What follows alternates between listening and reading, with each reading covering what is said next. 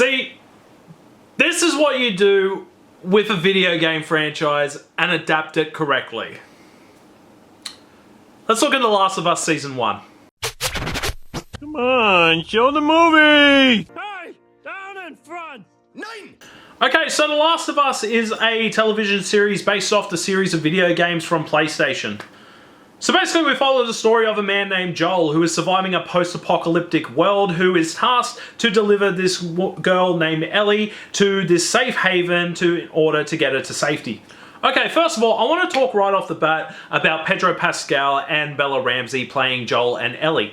Now, overall, Pedro Pascal and Bella Ramsey's performance as Joel and Ellie, you really do see how they, connect really well with each other as the TV show progresses. Especially in each individual episode, you notice that their bond does get much more stronger. You notice their character developments start to increase as the TV show progresses, and they're in dangerous situations which are pretty much shot for shot nearly in every TV show episode with the video games. But just the overall chemistry between Pedro Pascal and Bella Ramsey is just on point, really on point. Well done to both of them.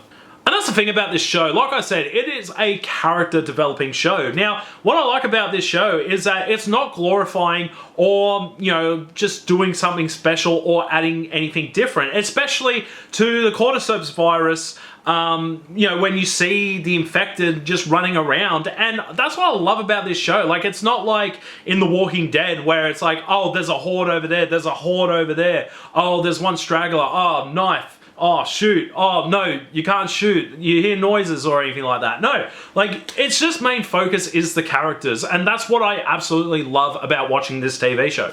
Now, personally for me as well, my favourite episode, and probably the one that stands out the most, is Nick Offerman's episode as Bill, which is the third episode. And I got to tell you, like, that was just hands down like my favourite character developing episode. And ironically enough, does not involve Joel and Ellie in this episode. Like, I mean, they do appear in it, but they're not the main focus in that particular episode. It's Nick Offerman's Bill in this one, and they just did such a good job in, making a great story in less than, an hour. And also, this was like the longest episode as well. I think this clocked in at about an hour and 10. But you do get, that story of Bill in this episode for like that good hour. And they just executed it really beautifully as well in this episode. Now, granted, it is different compared to the games when you are introduced into Bill. But in the show, I feel like they did do a really good job in having Bill this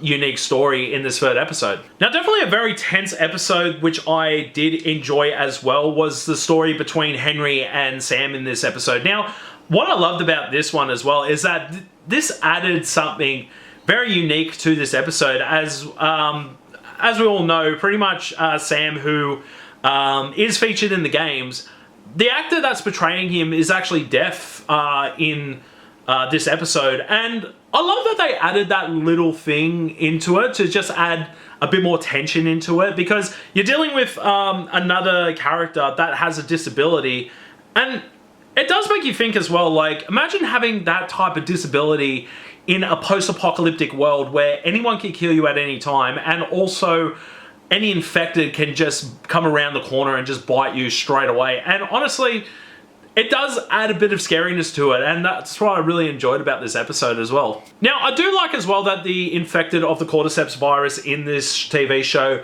they're not featured quite a lot. Now, they are featured every now and then in certain episodes, but when they are featured, they are used pretty well. And also, there is a great moment where you are introduced to other cordyceps types of infected, particularly between the clickers and the bloaters. Like, honestly, like, how they showed them in this show really did well done. Now, look, I know that, they did some changes for the shows for the actual infection itself, like the origins of how it spreaded, and also how it managed to get around all over the place. But overall, like, I do love that they didn't add anything different. It's not like in the Resident Evil movies where they just randomly just add new lore to an existing video game franchise and just kind of ruin it. No, like, they actually stick to the source material, and they actually, like, give the proper justice that this cordyceps virus needs in this TV show. Like, they didn't add any weird mutations in it. They didn't add any, you know, stupid lore into it where it's like, oh, once they bite you, they get bigger and bigger and bigger or something like that. No, like, they stuck to their guns and stuck it to the source material, which is exactly what you want, especially if you're a Last of Us fan. Now, funny enough as well, we do get Marlene in the show like we do in the video games, but what's interesting as well is that the woman playing Marlene is the same actress that plays her in the games as well. So not only she's playing her in the games, but also in the TV show as well. So that's a really nice surprise as well. And also, you will notice in this TV show that if you really know your video game actors or voice actors, you will know a couple of famous faces from the video game world in this TV show. But I don't want to really spoil too much, but this is the only one which I do want to mention. Now, another thing too that I really do love about the show as well is that it does add some really great tension into this TV show as well. Now, the video game of The Last of Us, it's already tense enough as it is.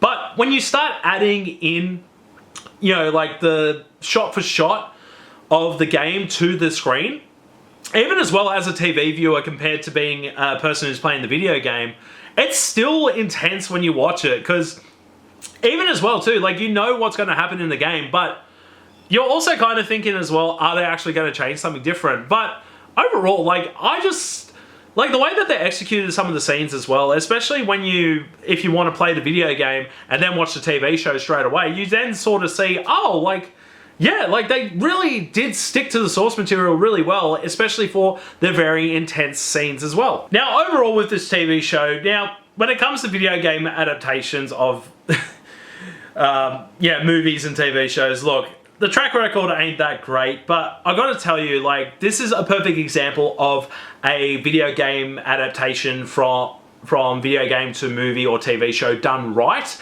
I love the casting of Pedro Pascal and Bella Ramsey as Joel and Ellie. I love the surprises that you do get in this show, particularly as well in a lot of the episodes that as you progress through the TV show. And I also love that it's just such a great character developing show rather than it just being a glorified zombie movie or like a post-apocalyptic TV show, you know, like that is really well known in other forms of it. But in overall, my personal opinion of this TV show, I do feel like it is a TV show you guys will love, and it's also worthy of a season 2. But what do you guys think of The Last of Us Season 1? Did you like it? Did you love it? Did you hate it? Let me know in the comments below. Don't forget to like, share, and subscribe. You can follow my socials up here as well. And as always, as I say at the end of these videos, get me some goddamn M&Ms. Miss Hoover, the movie's over. Down in front!